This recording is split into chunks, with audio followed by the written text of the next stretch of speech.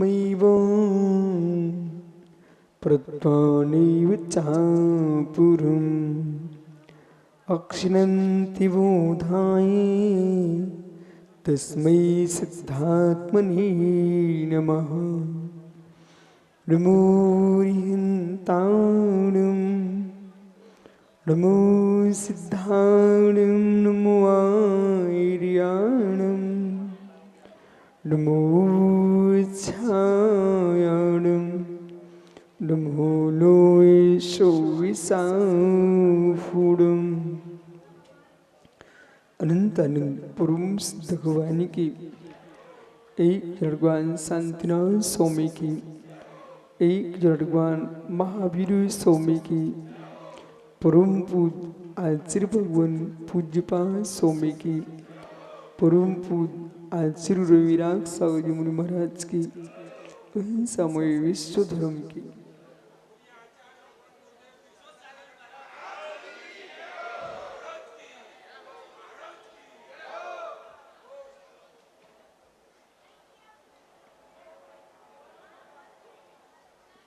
बंधु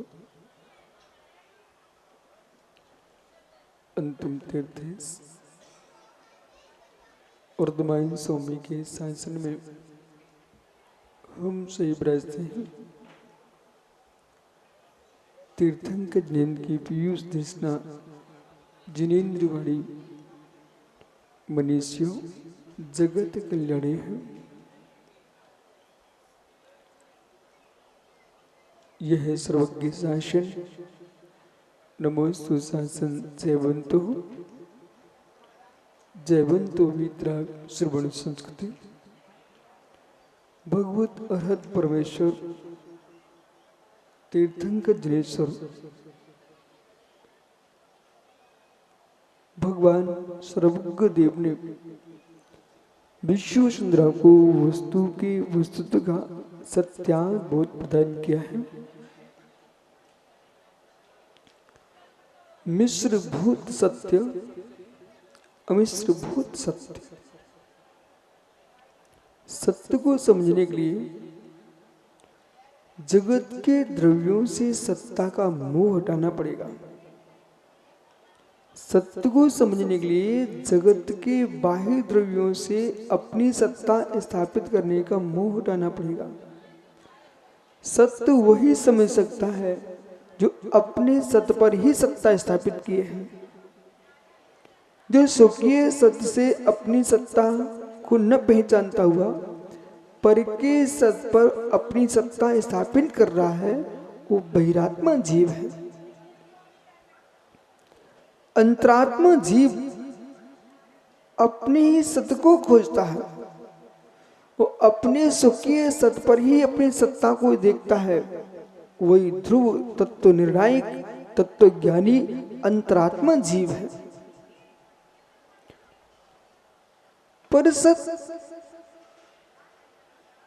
मिश्र सत्य ओ महात्मा निसंग सागर इसे समझिए। जो लोक में सत्य है वो मिश्र सत्य है, सन्निपात सत्य है, औदेक सत्य है, सूक्ष्मिक सत्य है, साक्षायिक सत्य है। इन सब सत्यों से शून्य सत्य है वो पारणामिक सत्य है। जो पारणामिक सत्य को समझता है वह विश्व के संपूर्ण सत्यों के सम्राट को समझता है। पारणामिक सत्य है। परंतु मिश्र सन्निपात सत्य जो है ना वो विराट है। वो सन्निपात सत्य को स्वीकार किए बिना संसार की व्यवस्था बन नहीं सकती। पर सन्निपात सत्य में लीन होकर के अमिश्र सत्य को भूल नहीं जाना चाहिए। दूध मीठा है, दूध मीठा है, विजय पुत्र दूध मीठा है। आपकी माँ ने आपको मीठा दूध पिलाया कि फीका दूध पिलाया है? जगत शून्य है। जैसे माँ बोल रही है दूध मीठा बेटा पी लीजिए, पर तुझे पता चल गया है माँ झूठ बोल रही है, दूध तो फीका ही है। ऐसे ही ज्ञानियों, ये मिश्र धारा का सत्य था। व्यवहार से दूध को मीठा कहा जाता है और मीठा कह के ही पिलाया जाता है। ओहो, ये भदौरिया घर में तो और नया दूध बनता है। उसकी माँ कहती है बेटा लो केसर का दूध पी लो। भदौरिया की माँ तो केसर का दूध पिलाती है। अब बेटा बोलिए केसर का दूध कौन सी गाय देती है? केसर के दूध कोई भी गाय नहीं देती है, फिर भी दूध केसर का है। ये मिश्र व्यवहार है, मिश्र सत्य है, क्योंकि इसमें केसर घोल दिया है। जैसे केसर का दूध नहीं होता, मीठा दूध नहीं होता, घुला होने से कहलाता है, ऐसे बालक मैं मनुष्य नहीं हूं। आप हो? देख लो भैया, तुम्हारा बेटा कह रहा है मैं मनुष्य नहीं हूं, जोर से बोल। मनुष्य हूं तो मनुष्य हो। ठहरिए, कैसे मनुष्य हो? मैं तुम मनुष्य हो। अभी तुम मनुष्य बने रहो, लेकिन अभी एक मिनट में तुम कहते मनुष्य नहीं हूं। भाई केसर का दूध होता है क्या? कि केसर में दूध होता है कि दूध में केसर होती है? दूध में केसर घोल दिए तो व्यवहार से कह रहे केसर का दूध है, कि वास्तव में केसर का दूध है? केसर स्वतंत्र, दूध स्वतंत्र है। अब बालक ये देख, ये जो शरीर है ये मनुष्य का आकार है, मनुष्य है, ठीक है ना? मनुष्य है। इस मनुष्य के शरीर में, इस मनुष्य के शरीर में, इस मनुष्य देह में मैं आया हूं। इस मनुष्य देह में आप विजय के घर में जन्मे हो कि विजय के घर के हो? बहुत बढ़िया, सुन लो विजय, लड़का तुम्हारा नहीं है, टेंशन मत लेना। उसका शरीर तुम्हारा हो सकता है, उसकी आत्मा तुम्हारी नहीं है। भैया आप अपने विजय पिता के घर में जन्मे हो कि उनके घर के ही हो? हैं? जन्मे हो। सुन लो अंकुश, लाओ बुद्धि। वो विजय का लड़का आज में ज्ञानी बन गया। अब तुमसे मेरा प्रश्न है, वो कह रहा मैं विजय के घर में जन्मा हूं पर विजय का नहीं हूं, क्योंकि मेरी आत्मा त्रिकालिक है। मैं जन्म लिया हूं, न कि इनका हूं। सही है? बहुत सत्य है, यही सत्य है। जब ये केसर को घोला गया है दूध में केसर थी क्या? नहीं। ऐसे मैं जीव द्रव्य हूं, मैं चैतन्य हूं, मैं आत्मा हूं। तो जो जीव है वो शरीर को प्राप्त किया है, न कि शरीर है। सत्य कि नहीं? सत्य। तो आप जो है मनुष्य शरीर को प्राप्त हो, मनुष्य देह को प्राप्त हो कि तुम मनुष्य हो? है? प्राप्त हो। सुन लो ज्ञानी, कह देना अहो विजय पिताजी, अहो ता सुन लो, मुझे सत्य का ज्ञान हो गया है। मैं मनुष्य नहीं हूं, मैं मनुष्य देह को प्राप्त हूं। जो अपने आप को मनुष्य मानता है वो बहिरात्मा जीव है। यदि मनुष्य मानोगे तो बेटा इस शरीर को छोड़ने का जब समय आएगा ना तो मैं रोऊंगा, बोले अब मैं मर रहा हूं, मैं मर रहा हूं। अरे मैं कहां मर रहा हूं? शरीर छूट रहा है, ये तो प्राप्त हुआ था। जो प्राप्त होता है वो छोड़ा ही जाता है, जो छोड़ा जाता है वो प्राप्त ही होता है, जो होता है वो छूटता ही नहीं है।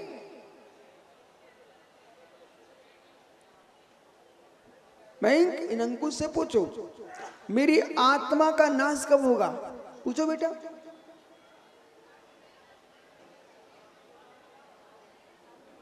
क्या बोल रहा है? आयु पूरी हुई तो आत्मा का नाश हो जाएगा। विजय पुत्र, आत्मा का नाश कब होगा?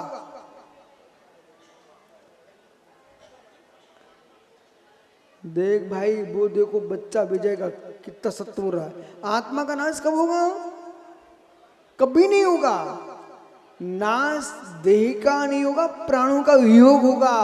आत्मा का नाश नहीं होता है, जो होता है उसका नाश नहीं होता है। जिसे प्राप्त किया जाता है उसको उसका व्यय होता है। जीव का नाश कभी नहीं होगा। जीव त्रिकालिक है, तात्कालिक नहीं है। जो शरीर है वो तात्कालिक है, त्रिकालिक नहीं है। इसलिए शरीरों का नाश नियत है। अहो मुमुक्षो, अपनी देह के राग में, पर के देह के राग में आत्मा के ब्रह्म धर्म का विनाश कर बैठा जीव, लेकिन आत्मा का नाश होता ही नहीं है।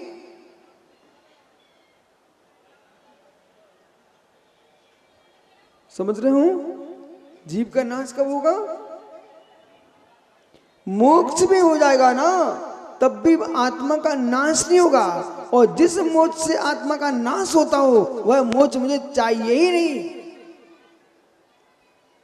वो मोक्ष बौद्ध दर्शन में होता है, जो आत्मा का नाश मानता है। और गुणों का विच्छेद वैशेषिक में होता है, वो आत्मा को गुणों का विच्छेद मानता है।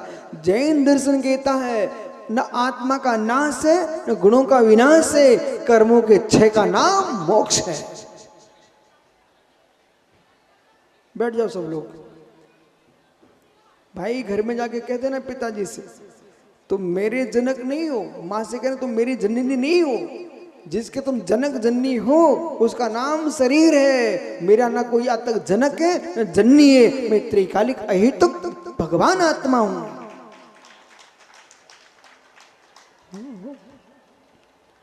भगवान आत्मा हूं। भदौरिया पुत्र कहां गया भैया?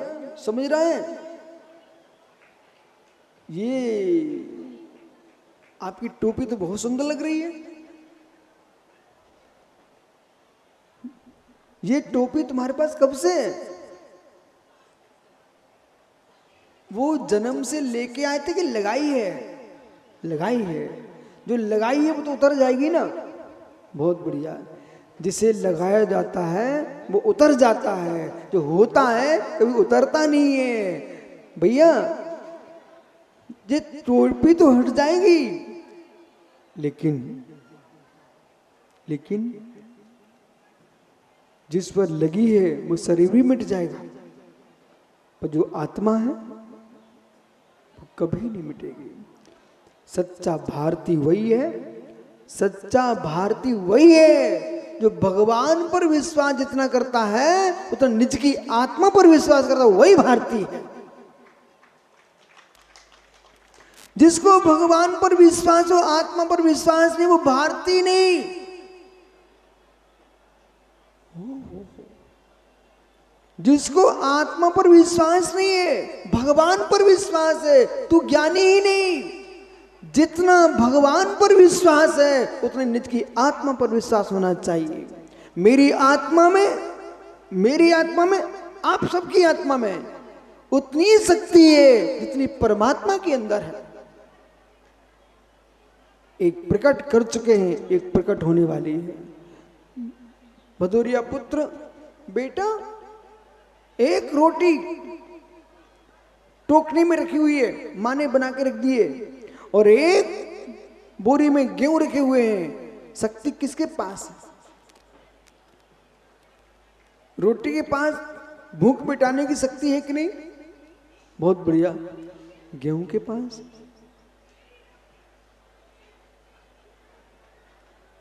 गेहूं के पास रोटी की शक्ति प्रत्यक्ष है और गेहूं की शक्ति परोक्ष है।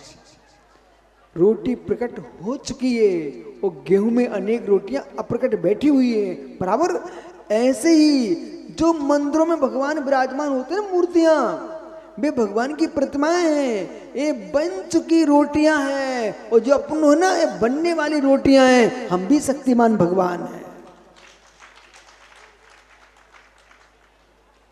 इसलिए भैया कभी भी ये मत सोचना भगवान तो भगवान है, मैं क्या कर सकता हूं। अरे मित्र, गेहूं रोता नहीं कभी कि रोटियां तो रोटियां मैं क्या कर सकता हूं, और रोटियां जब भी बनेगी उसी गेहूं के आटे से बनेगी। ऐसे भगवान जब भी बनेगा इन्हीं आत्माओं से बनेगा। आज से निर्णय करो। मैं बहुत सारी कथा कर सकता हूं, रामायण सुना सकता हूं, भागवत सुना सकता हूं, गीता पुराण सब सुना सकता हूं, लेकिन ये तो पर की कथा है।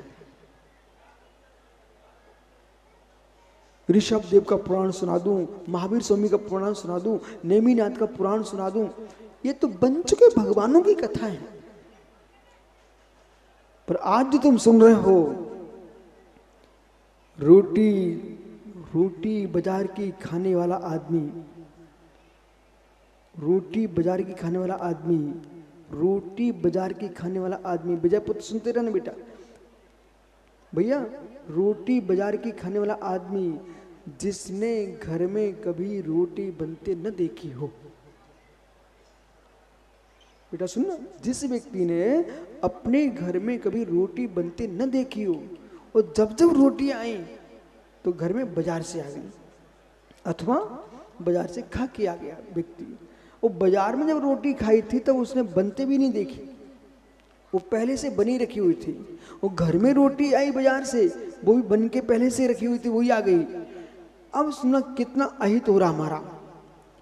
हमने ये सीख लिया किशोर पहाड़े जी कि रोटियां बाजार में ही होती हैं,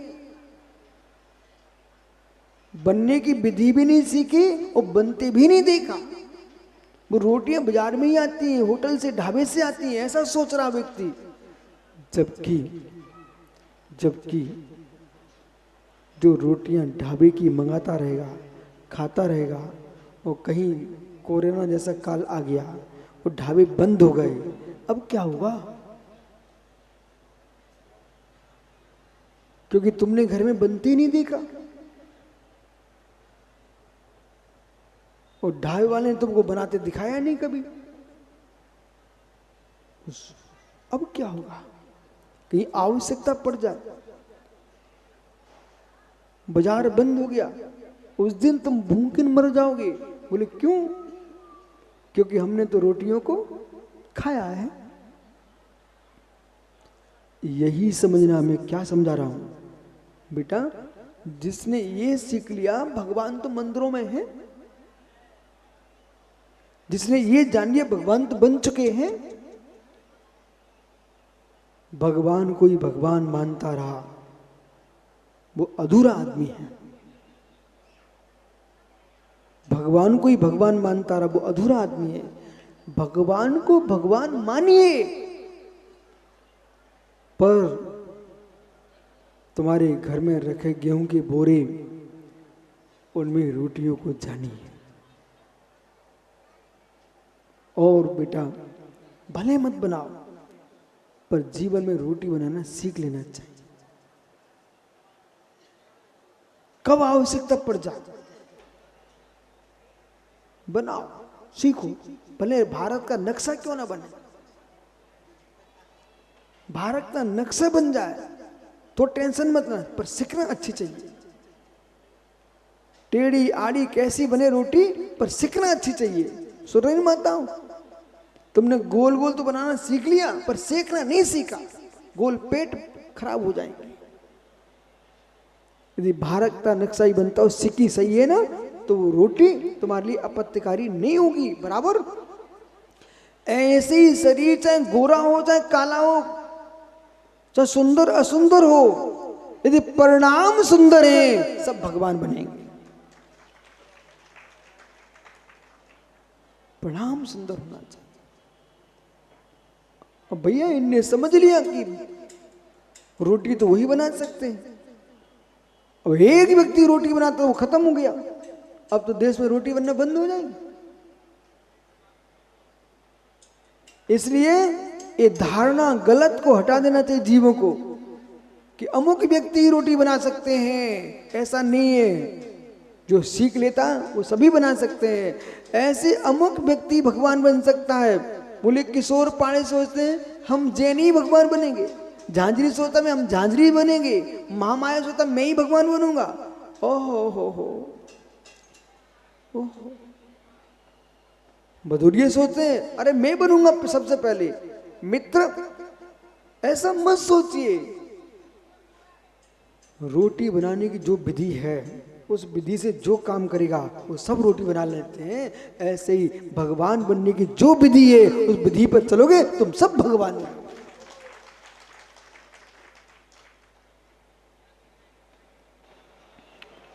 और विधि पर नहीं चलेंगे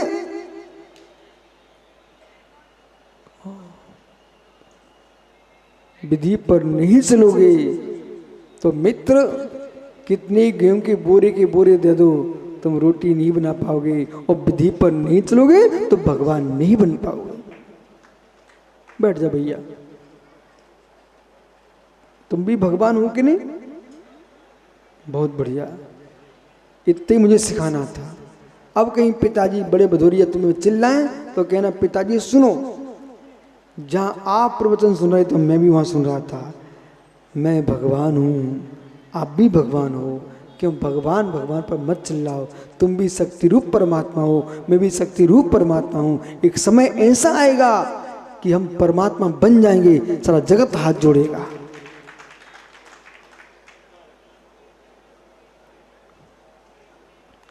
अबंध में अबंध को देखने की आंखें तो अनेकों के पास हैं। अबंध में अबंध को देखने की आंखें जगत के पास है। बंद में अबंध को देखने की आंख खोल लीजिए। फिर से कहता हूं, रोटी को रोटी देखने की आंख सबके पास है। रोटी को रोटी देखने की आंख सबके पास है, पर रखे गेहूं के बोरे में रोटी देखने की आंख जिसके पास है वही रोटी बना पाएगा। ऐसे अबंध यानी कर्म शून्य भगवान परमात्मा सिद्धशला पर विराजमान है। उस परमात्मा को परमात्मा कहने की बात तो सबके मुख में आती है, लेकिन मैं जो बैठा हूं ये भी भविष्य का भगवान है। एक कहने की बात सीख लो, तभी तुम धर्मात्मा आनंद में डूब सकते हो। अन्यथा मित्र तुम भगवानों के भक्त और दास बन के घूमोगे, भगवान नहीं बन पाओगे।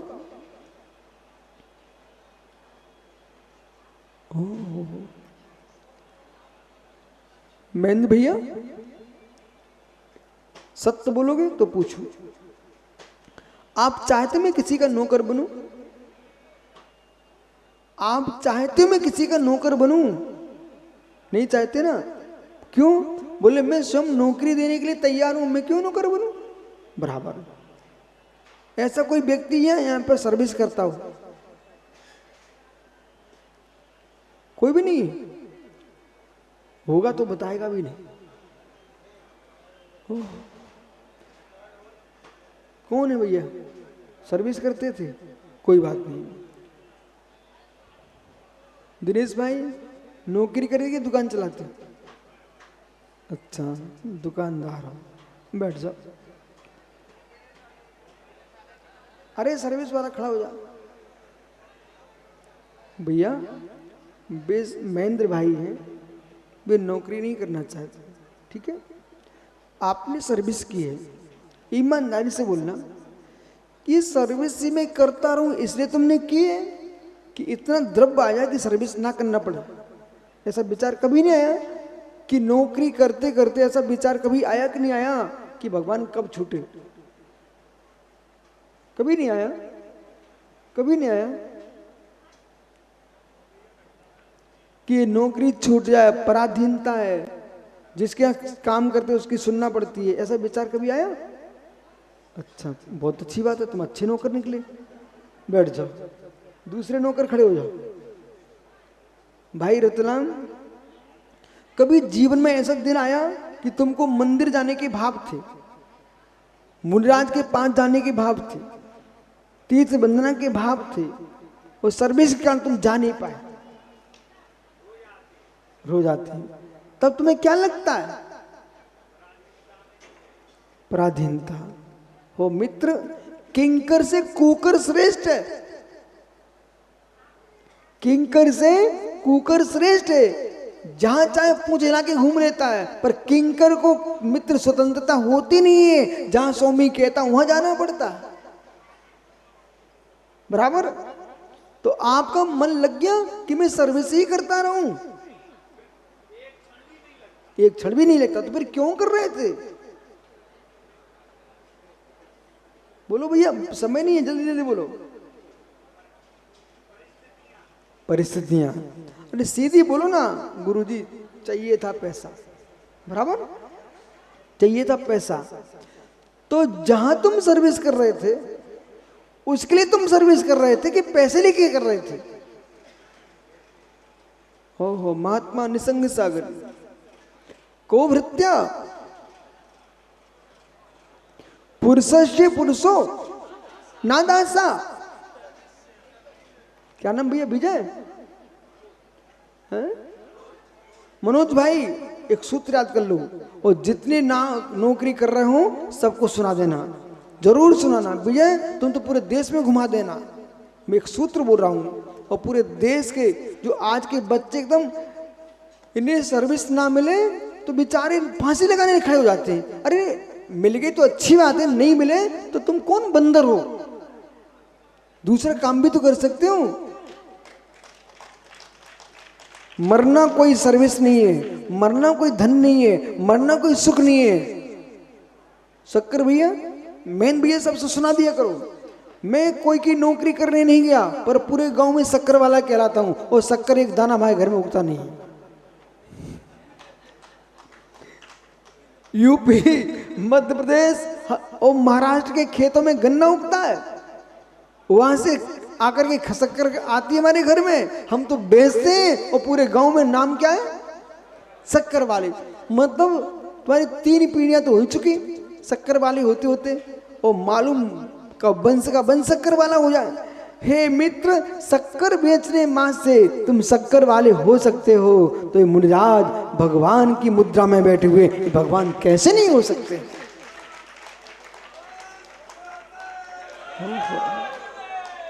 अब समझो, आप बैठ जाओ। मनोज एक सूत्र याद करो, और ये विजय भाई है ना, ये पूरे देश के बच्चों को कहने वाला है, जिससे हमारे भारत के बच्चे फांसी ना लगाएं, जहर की पुड़िया ना खाएं, नदी नालों में ना डूबने जाएं। बोले क्यों? बोले सर्विस नहीं लग रही है, हम पढ़े लिखे घूम रहे हैं। अरे तुम्हारी पढ़ाई लिखाई का मतलब ये थोड़ी कि नौकर होना, पढ़ाई लिखाई का मतलब है स्वामी होना। यदि नौकरी भी करो तो आनंद से करो, लेकिन सुनो सूत्र क्या कह रहा है? पुरुषस्य पुरुषो न दासा, पुरुषस्य पुरुषो न दासा किंतु धनस्य। अभी अर्थ में समझाता हूं आपको। पुरुषस्य पुरुषो न दासा, पुरुषस्य पुरुषो न दासा किंतु धनस्य। कोई भी पुरुष किसी भी पुरुष का दास नहीं होता, कोई भी पुरुष किसी पुरुष का दास नहीं, किंतु धनस्य, धन का दास है, तू पुरुष का दास नहीं है। ये किशोर पहाड़े बैठे ना, समय कैसे बदलता है। इनके समधी सा इनके होटल के नीचे काम करते थे, वो आज भैया बराबर बैठते हैं। समय बदलता है, समय बदलता है। हर व्यक्ति को झांझरी सबको सुनाओ कि जीवन में एक पैसा भी तुम्हारे घर में आ रहा हो तो दान देना मत छोड़ देना, शक्ति अनुसार दान देते रहना। और जो व्यक्ति जितना निकालता है उतना फिर आने लगता है, और जो बचा के रखता है तो कर्म भी कहता है इसको लाने की क्या आवश्यकता, तो बचा के रखेगी।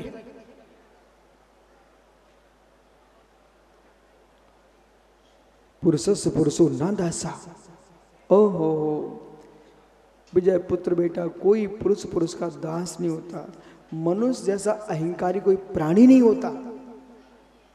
किसको झुकना चाहता है फिर भी झुकता है, वो कृत्रिम मित्र बनता है।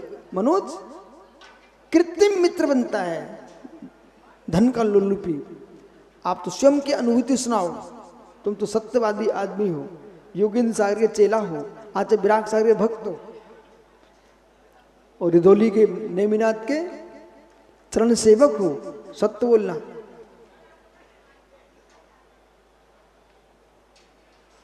कभी कभी आप क्या करते हो? इंजीनियर हो। अच्छा, इसलिए विमल से मित्रता हो गई, तुम दोनों इंजीनियर हो। हाँ, अच्छा, ये भी अच्छी बात है। विमल ने नौकरी भी लगवाई, मतलब अच्छे काम करता रहा भाई। पर इंजीनियरों की खासियत होती है, ये कम नहीं बोल पाते। ये आपने अनुभव किया? इंजीनियर लोग कम नहीं बोल पाते, इनको बोलने की बहुत आदत होती है। मनोज, पुरुषस्य पुरुषो न दासा, पुरुष पुरुष का दास नहीं। हर आदमी अधिकार जमाना चाहता है। एक नया छोटा सा बच्चा, शिशु अपनी माँ की गोद में है, दूसरा बच्चा उसकी माँ की गोद में आके बैठ के देखे, लगता कुछ भी नहीं जानता। इसका ज्ञान का ज्ञान कब होता है? जब दूसरे बच्चे की टांग पकड़ के उतारता अपनी माँ की गोद से, तब पता चलता है कि जन्म से जीव विरुद्धता को सीख के आता है। कितना ज्ञानी है बच्चा, कुछ नहीं जानता। 2 मिनट रुकिए, बच्चा कैसे नहीं जानता कि बिल्कुल नवजात बच्चा हो, उसकी तुम चोटी लेके देखो, कोई नवजात शिशु जहां दर्द हो रहा वहां हाथ पटक देता है। ज्ञान है, ज्ञान है, पुरुष पुरुष का दास नहीं है। तो आप जब सेवा कर रहे थे तो तुम्हारे अधिकारी भी होंगे, उनसे आप कितना मीठा बोलते हैं। कृत्रिम मीठा बोलते बोलते वो मीठा तुम्हारी आदत में आ गया है। वो शब्द अच्छा नहीं लगता, सो मेरा शब्द सुनो आप, जिससे आप चापलूसी बोलते ना, उसे मैं कह रहा हूं कृत्रिम मीठापन। समझ गए ना? कृत्रिम मीठापन, कृत्रिम जीवन। जैसे कृत्रिम दूध बन रहा है आजकल, धड़ल्ले से बिक रहा है बाजारों में। बोलो कौन सा? यूरिया का दूध। पहचान नहीं पाओगे। जैसे यूरिया के दूध को और कृत्रिम घी, बबलू तुम देखते रहे हो उल्लू कि तुम्हारे चंबल डेयरी का आया है कि कहां से आया, कितना उसमें आलू फेंट दिए गए हैं, पता ही नहीं चलेगा। ऐसा घी भी आता है कृत्रिम। ओहो, संभल के जियो, कृत्रिम बादामें भी आ रही है, कृत्रिम काजू भी बन रहे हैं। देश में बहुत सारे ऐसे लोग हैं जो कृत्रिम करना सीख चुके हैं, तो फिर कृत्रिम साधु बन के आ जाते लोग। कृत्रिम पंडित जी शास्त्रों का अध्ययन किया नहीं, माँ दूसरी पंडिताई देख करके क्रिया करना सीख के आ गए, पर मुहूर्त निकालना जानते नहीं है, कृत्रिम पंडित है। राजेश बुरा नहीं मानना, जो है सो है कृत्रिम। ओहो, पुजारियों से सारे काम हो रहे हैं। पंडित जी कमलंकुल, पुजारी ज्यादा ज्ञानी है, वे सारी विधि जानते, सब बता देते हैं। और पंडित साहब धीरे से कह देते पुजारी से, हाँ भैया माइक पकड़ना जानते। वे कृत्रिम पंडित हैं, उन्हें सीखना चाहिए। पुजारियों से कब तक काम लोगे? सत्य पंडित जी। आइए, तो जब आपने अपने अधिकारी से कितना मीठा बोला, वो कौन सा प्रेम था वो तुम्हारा है? पर झलक रहा था, झलक रहा था। इसका नाम है कृत्रिम मित्रता। धन के लिए, आवश्यकता के लिए, आकांक्षा की पूर्ति के लिए जो दुलार दिखाया जा रहा है, ये कृत्रिम मित्रता है, ये भीतर की मित्रता नहीं है।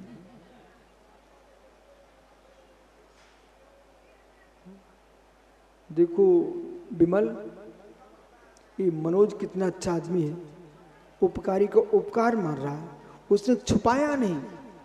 वो भाई बोला धर्म में विमल ने लगाया, और मुझे इंजीनियर की सर्विस भी विमल ने दिलाई, कितना उपकार मार रहा है। ऐसे जीव देश में बिरले होते हैं जो उपकारी को उपकार मानते हैं। हो। फिर तो वे तुम्हारे गुरु हो गए, जाओ जय जिनेंद्र कर लो आपस में। अब मित्र सुनिए ना, कृत्रिम मित्र, कृत्रिम मित्र कितने विश्व में, जहां देखो विजय भैया बड़ा अधिकारी आ गया, साहब साहब साहब, ये अंदर की मित्रता नहीं है, कृत्रिम मित्र है। एक कृत्रिम मित्रता, एक कृत्रिम मित्रता स्वार्थपूर्ण तो हो सकती है, स्वार्थ सिद्धि करा सकती है, लेकिन भगवत्ता की सिद्धि नहीं करा सकती। जब ऐसा लगा कि मुझे सर्विस छोड़ देना चाहिए, नौकरपना अच्छा नहीं होता है, स्वामीपना ही अच्छा लगता है, बराबर। जब जीव को अपने स्वामित्व का बोध होता है तो राजा की सेवा कौन करता है? कहा पुरुषा सेवते नृपति, जिसे कुछ चाहिए वही राजा की सेवा करेगा, जिसे कुछ भी नहीं चाहिए वो राजा की सेवा क्यों करेगा? ऐसे मित्र जिस जीव ने अपने जीवत्व को ही जान लिया है वो देह की सेवा क्यों करेगा? देह पर वस्तु है, मैं ही मैं निज वस्तु हूं। बैठ जा ज्ञानी, बहुत कठिन है साधना।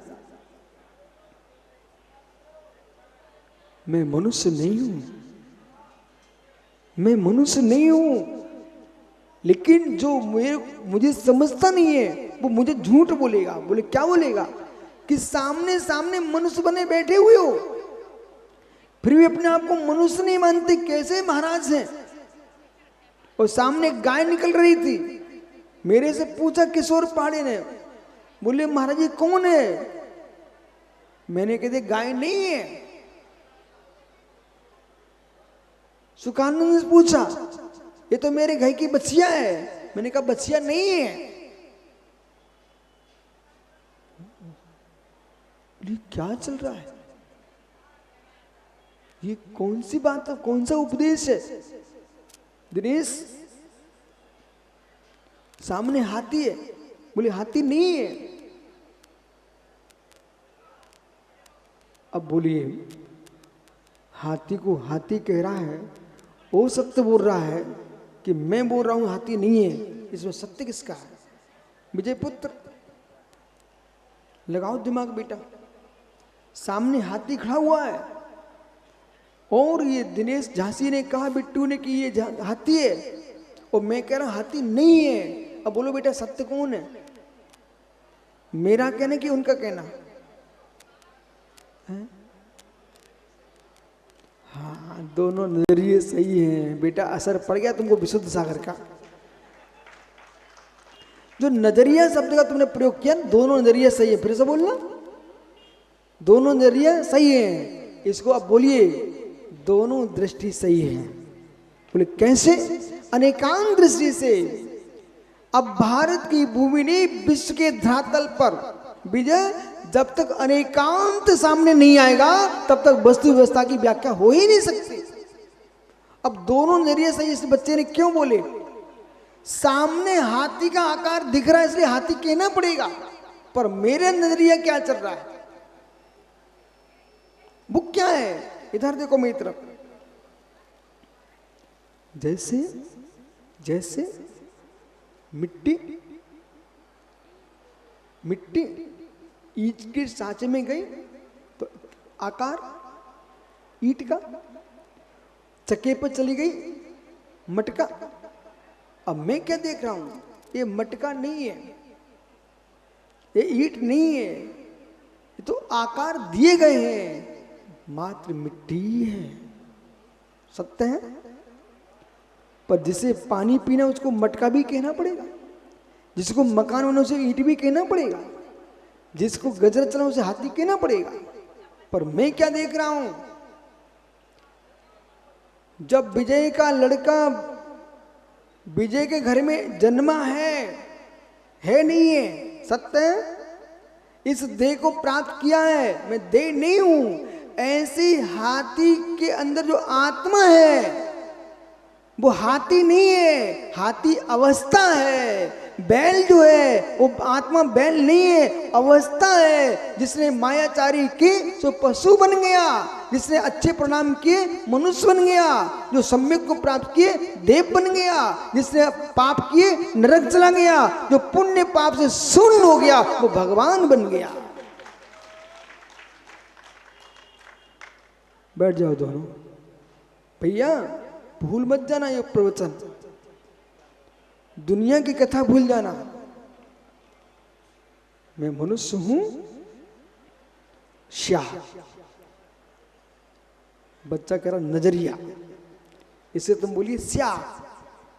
क्या बोलना? स्याह मतलब कथनचित, अपेक्षाकृत, अपेक्षाकृत ये दृष्टि है। तो नरदेश आत्मनम विद्वानम मनते नरम। आहा, मनुष्य के शरीर में गया जीव उसे मनुष्य मानता है। कौन? अविद्वान, अज्ञानी मनुष्य के शरीर में गए जीव को क्या मानता? मनुष्य। अब ये क्या दशा चल रही है?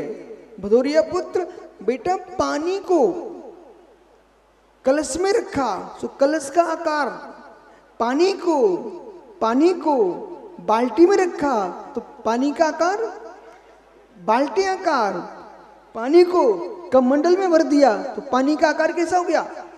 कमंडलाकार। बहुत बढ़िया। ओहो, ये नारियल के खोपड़े में भर दिया तो पानी तदाकार हो गया। जो से जैसा वर्तन था वैसा आकार होता गया, पर पानी कैसा है?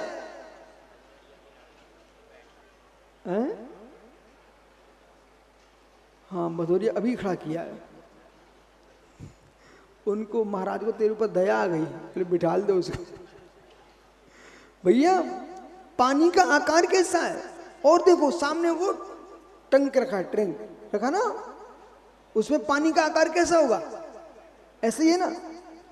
ज्ञानी बर्तनों को देख करके हम पानी के आकार को देख रहे हैं, पर पानी को वास्तव में देखो, पानी कैसा है, किस आकार का है? जो है मुझे तो देश में कोई अज्ञानी नहीं मिला तक। देख लो भैया, वो कह रहा जो है पानी कैसा है?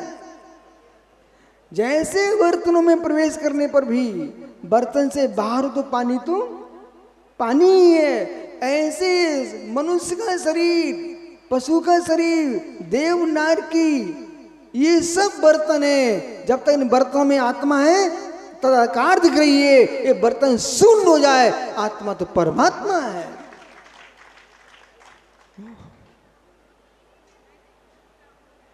बर्तनों की दृष्टि, ये बर्तन दुख दे रहे हैं, और जब तक बर्तनों में वर्तन होता रहेगा तब तक क्लेश है, और वर्तन शून्य हो जाएगा तो पानी तो अंकुश, पानी कैसा है? पानी तो पानी है। दिमाग को ठीक कर ले बेटा, पानी कैसा है? पानी तो पानी है।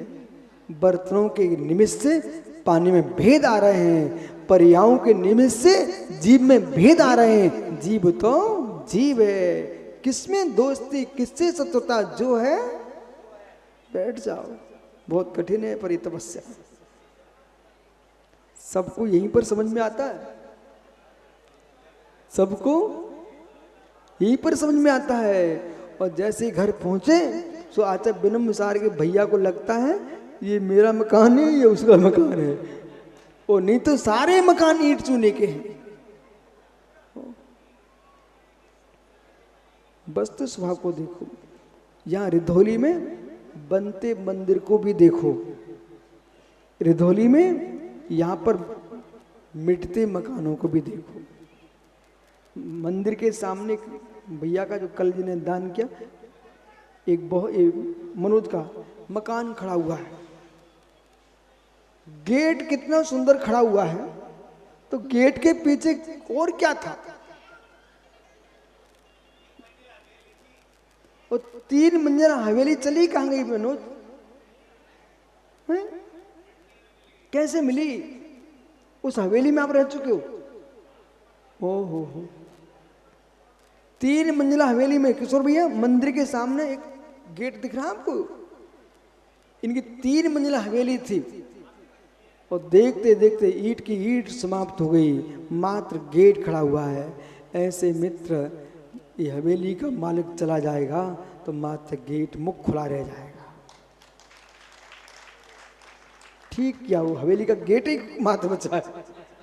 वो मालूम गेट क्या कह रहा है, हवेली का मालिक गया तो गेट खुला रह जाएगा, बाकी सब मिट जाएगा। इसलिए मित्र कितनी किबरिया है। पथरिया में हमने चातुर्मास किया, सुब्र साई याद है आपको? एक भैया भजन गा रहा था, उसका भजन मुझे बहुत अच्छा लगा। खोल के बढ़िया कब उड़ जाए चिड़िया, खोल के बढ़िया, खोल के बढ़िया कब उड़ जाए चिड़िया। मैंने उसे 3 बार सुना, भैया एक बार और सुना दे, और सुना दे। बोले क्यों? बोले त्याग तुम कितनी सुंदर बात कर रहा है, खोल के बढ़िया कब उड़ जाए चिड़िया। दादा रतन चंद जी, रतन लाल जी सुन रहे कि नहीं? खोल के बढ़िया उड़ जाए चिड़िया, मित्र कोई नहीं बचा पाएगा। ओहो, खोल के बढ़िया उड़ जाए चिड़िया। दादा रतन लाल जी सुन रहे कि नहीं? खोल के बढ़िया उड़ जाए चिड़िया। चिड़िया के उड़ने के पहले किबड़िया को देख लो अच्छे से, लेकिन चिड़िया को तो उड़ नहीं है, कोई रोक नहीं पाएगा। खोल के बढ़िया। अब किबड़िया कितनी है? 9 तो किबड़िया है, 1 2 नहीं है। कितने द्वार हैं? 9 द्वार हैं, और 9 द्वारों में कौन से किवाड़ से किबड़िया खोल के चिड़िया उड़ जाए पता नहीं चलेगा। इसलिए अंकुश थोड़ा समझ जा बेटा। ये बुड्ढे खड़े ना सब वृद्ध लोग, एक लावन भक्त बैठा यहाँ, लावन भक्त। ओ लावन भक्त सुन लो, खोल के बढ़िया, तनक जोर से कहो, और जोर से बोलो, और जोर से बोलो। महामाया बोलो बोलो, ऐसे कहो, अहो ज्ञानी खोल के बढ़िया उड़ जाए चिड़िया, ऐसा बोलो। अरे पूरा बोलो, अहो ज्ञानी खोल की बढ़िया उड़ जाए चिड़िया, ऐसा बोलो। क्या बोले? अहो ज्ञानी किससे कह रहे हो? खोल के बढ़िया उड़ जाए चिड़िया। तेरी चिड़िया ना उड़े क्या? खोल के बढ़िया। ओहो, इसलिए चिड़िया उड़ने के पहले ऐसा काम कर लो कि चिड़िया यहाँ ना भटके, चिड़िया अपने घोंसलों से निकल करके सिद्ध सलाह पर जाके पहुंच जाए। बैठ जाओ सब, मुस्कुरा लो, घर में तो रो नहीं सबको।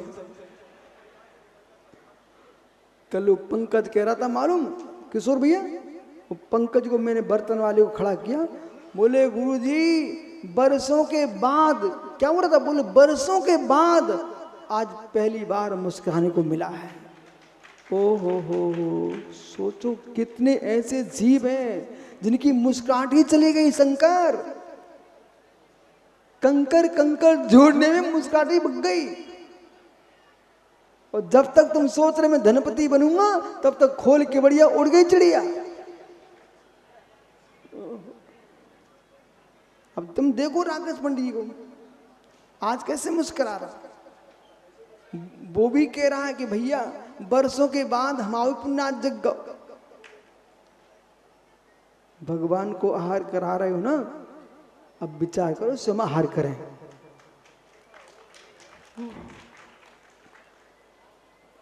नरदेयश्च शरीर मनुष्य के देह में अविद्वानम, बेसब अज्ञानी जीव अविद्वान है। मन्यते नरम त्रियंचे त्रिंगस्तम स्वर्गस्त्रम तथा नारकम नारंगस्तम चश्यम तत्व ततस्ततः अनंतानंत धी शक्ति संवेद्या चलमस्ति। अज्ञानी जीव मूढ़ प्राणी यूं कहता है, मनुष्य के देह को निज देह मानता है और आत्मा को मनुष्य मानता है, और नारकी के शरीर को आत्मा मानता है, पशु के शरीर को आत्मा मानता है।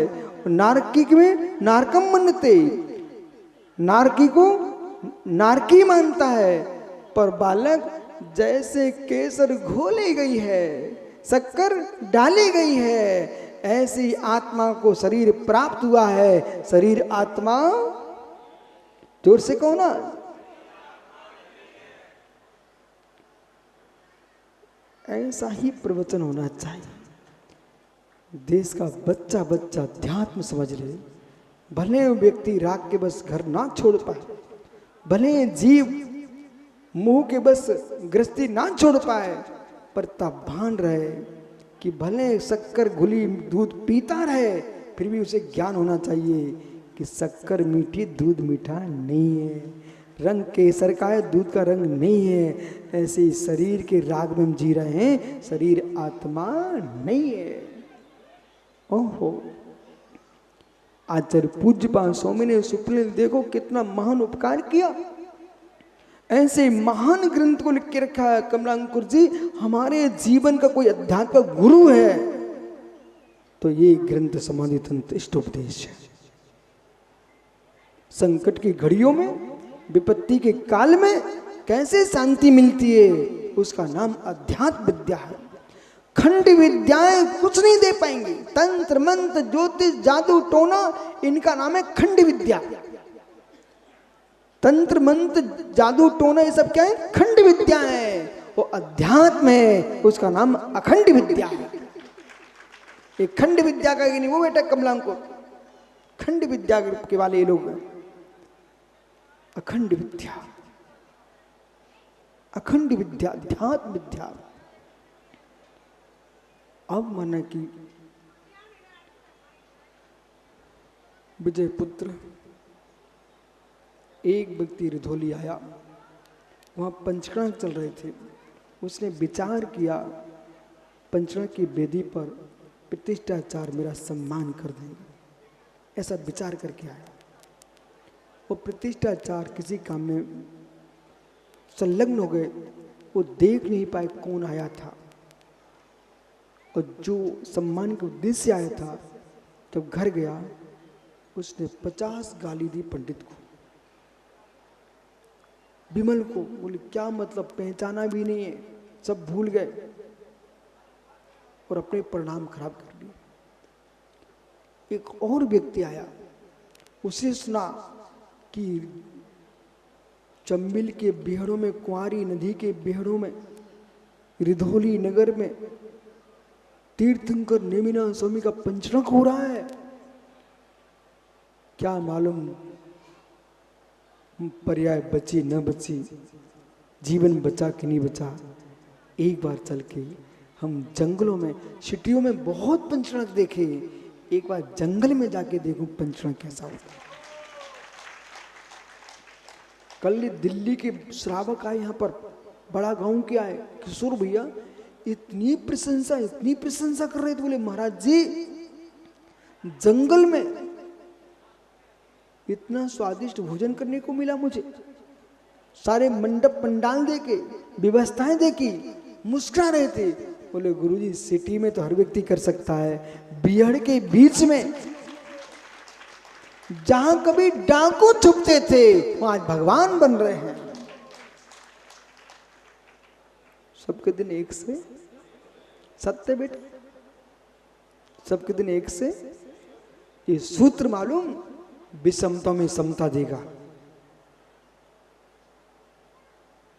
24 घंटे तुम्हारे सामने उपदेश रहता है, तुम सुन नहीं पाते, देख नहीं पाते, तुम्हारी गलती है। क्या कभी तुमने सूर्य को उगते नहीं देखा? कभी सूर्य को अस्त होते नहीं देखा? हाथ ऊपर करो जिसने न देखा हो। नहीं देखा तो तुम क्यों, मैं तो ये पूछा नहीं देखा, भाई हाथ ऊपर कर दो। सूर्य को उगते देखा कि नहीं देखा?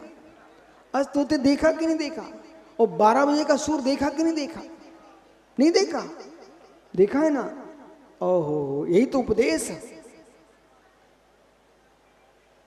जब सूर्य उदित होता है बेटा, खुली आंखों से, हम तो ऐसे सामने खड़े होकर सूर्य को ऐसे खुली आंखों से देखते हैं, नेत्रों की ज्योति बढ़ती है, पर ज्यादा मत देख लेना। खुली आंखों से सूर्य दिखता है, वही सूर्य दिन के 12 बजे जिसे तुम सुबह देख रहे थे तो ये मुंडी नीचे हो जाती है। बाल सूर्य लाल सूर्य, बाल सूर्य लाल सूर्य। और लाल सबको अच्छे लगते हैं, सारी दुनिया सुबह से घूमती है और देखती है सूर्य को, बाल सूर्य लाल सूर्य। पर प्रातः की लाल माँ को देखो, सब देखते हैं, वही दोपहर में प्रचंड हो जाता है, वही बेचारा सूर्य शाम को ऐसा लगे जैसे रो रहा हो, ओहो, और डूब जाता है। बेटा विजय पुत्र, लाल सूर्य, बाल सूर्य, इवा सूर्य, अस्त सूर्य।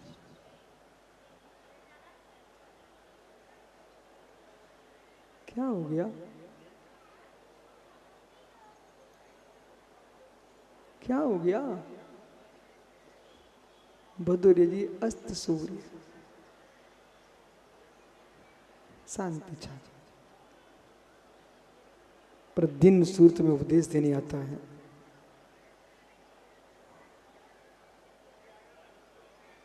कितने बड़े बड़े राजे महाराजे, बड़े बड़े आचार्य गण हो गए, सबके सामने मैंने, तीर्थंकरों के सामने लाखों लाखों मुनि, लाखों लाखों श्रावक श्रावकाएं, आर्काएं, जब महावीर स्वामी यहां से आए होंगे, लाखों प्राणी देवता गण आए थे उनके साथ, कुछ नहीं दिख रहा। भैया अपने पिताजी से पूछना, भिंड के हो आप, रिधुली के हो, अच्छा तभी तुम इतनी अच्छी तरह से फोटो निकाल रहे हो।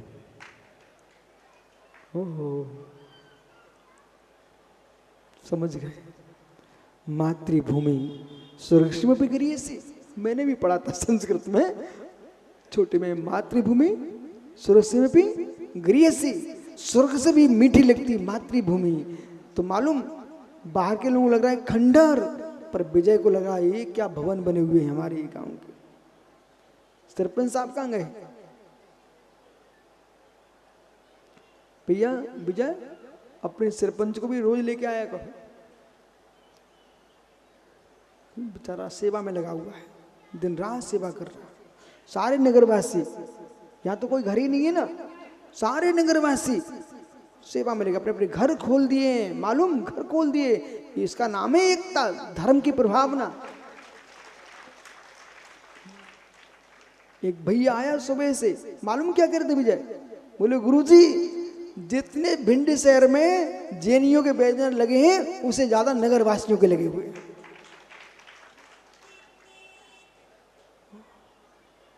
जब मित्र मेहमान आता है, आपने देखा कभी? अरे आपने तो देखे हो ना, तुम निरोली की हो और जनकपुरी कहाँ की है?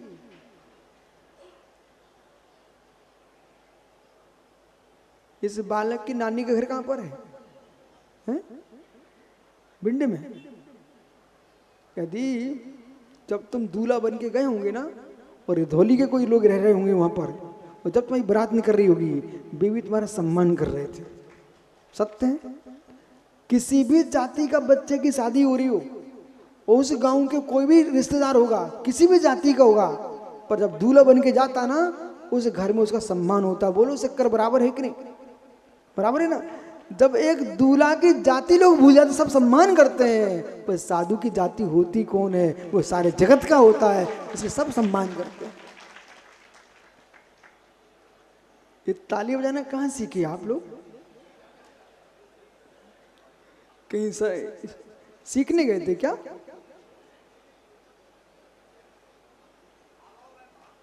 एक समय में सुब्रत सागर में प्रवचन कर रहा था, तो जब जब बोलूं तो ताली पे ताली बजाए।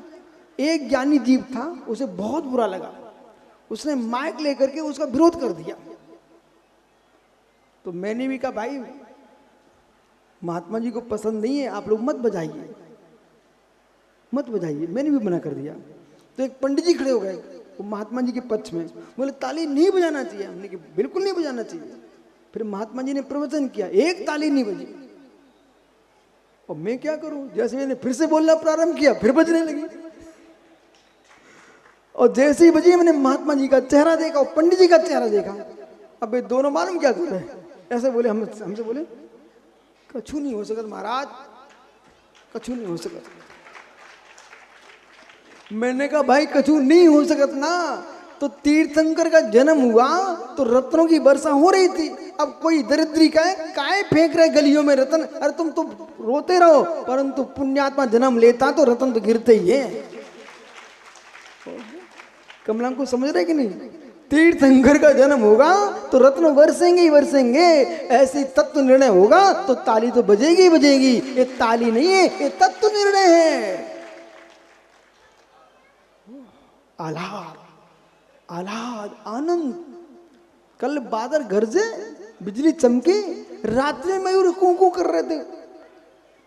ओहो, बादल गरजे और मयूर ना नाचे और मित्र आमरे मजरी आ जाए कोई ना कूके, ऐसा हो नहीं सकता है। और बैंड बजे घोड़े ना नाचे, ऐसा हो नहीं सकता है। जिनवाणी बिखरे और मन आह्लादित न हो, तो प्रमाण की प्रमाणता व्यवहार से होती है। ये तालियां नहीं है, ये अंदर का आह्लाद है, आह्लाद है।